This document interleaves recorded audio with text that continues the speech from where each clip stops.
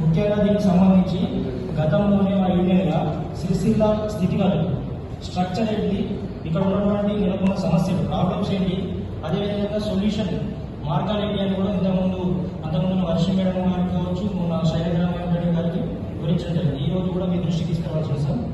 ముఖ్యంగా ఇక్కడ కార్మికులకు సంబంధించి స్ట్రక్చర్ వచ్చి చూసేసరికి ఇక్కడ 4 అంచెల వ్యవస్థ ఉంది సార్. 3 అంచెల వ్యవస్థ అని అందరూ అనుకుంటున్నారు. వాటికి కూడా ఏంటంటే వీళ్ళు 10 HP కంటే ఎక్కువ ఉండదు అనేటువంటి ఒక నిబంధన అది ఎప్పటి నుంచో ఉంది సిస్టమ్. ఉన్నా కూడా మేము ఒక్కొక్క షెడ్లలో ఫ్యామిలీ మెంబర్స్ అన్నదమ్ముల ఆధారంగా అప్పుడు సెస్ వాళ్ళే ఇచ్చారు, మేము కోరినాము వాళ్ళు ఇచ్చినాము గత మీటర్స్.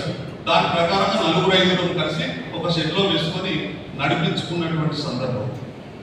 దాన్ని ఇప్పుడు మీరు అట్లా వేయడానికి అత్యధిక పవర్ రూమ్స్ కలిగినటువంటిది సిరిసిల్ల, వేలాది మంది ఉపాధి పొందుతున్నటువంటి సిరిసిల్ల ఉంది సార్.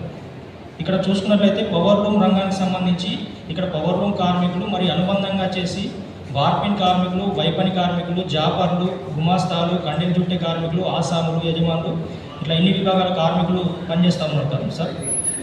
సైజింగ్, డైయింగ్ అనుగుణంగా మొత్తంగా చూసుకున్నట్లయితే దాదాపు 28,000 పవర్ రూమ్స్ ఉండే సార్ ఇక్కడ. దీని మీద ప్రత్యక్షంగా ఒక 10,000 మంది, పరోక్షంగా ఒక 20,000 మంది, మొత్తం 30,000 మంది కార్మికులు కుటుంబాలు నడుస్తాయి సార్. సిరిసిల్ల నడిస్తేనే ఇక్కడ సిరిసిల్ల ఆర్థిక పరిస్థితి అనేది మొత్తం వస్త్ర పరిశ్రమ మీద ముడిపడి ఉంటుంది సార్. ఇంతకుముందు చెప్పినట్టు సంక్షోభం వల్ల గత 6 నెలల నుంచి 7 నెలల నుంచి కూడా ఉపాధి లేక ఈ మధ్య కాలంలోనే 7-8 మంది కార్మికులు కూడా ఆత్మహత్యలు చేసుకున్నటువంటి పరిస్థితి ఉంది సార్.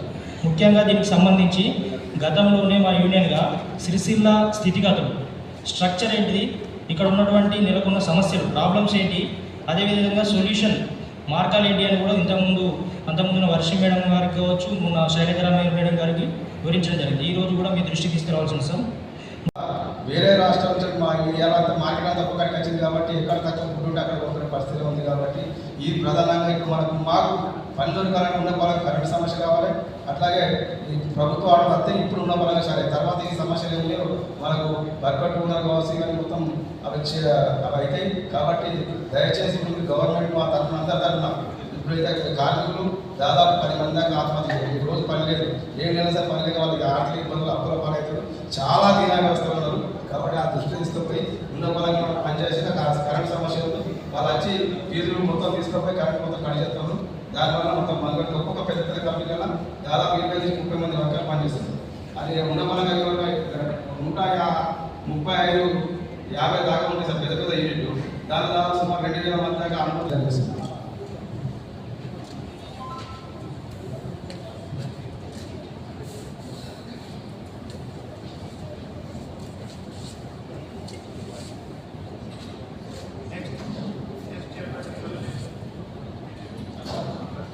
సార్ నమస్తే సార్, నా పేరు కోడ బ్రహ్మ.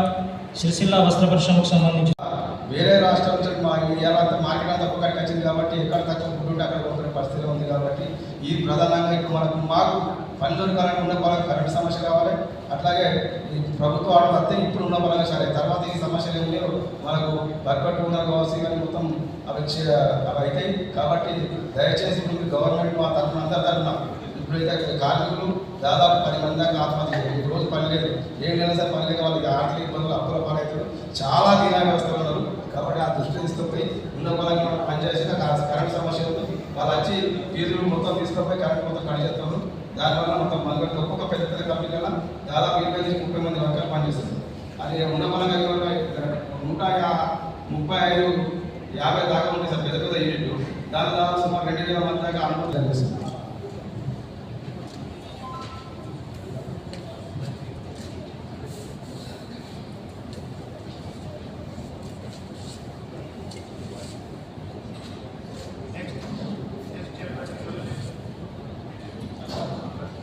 సార్ నమస్తే సార్, నా పేరు కోడ బ్రహ్మ.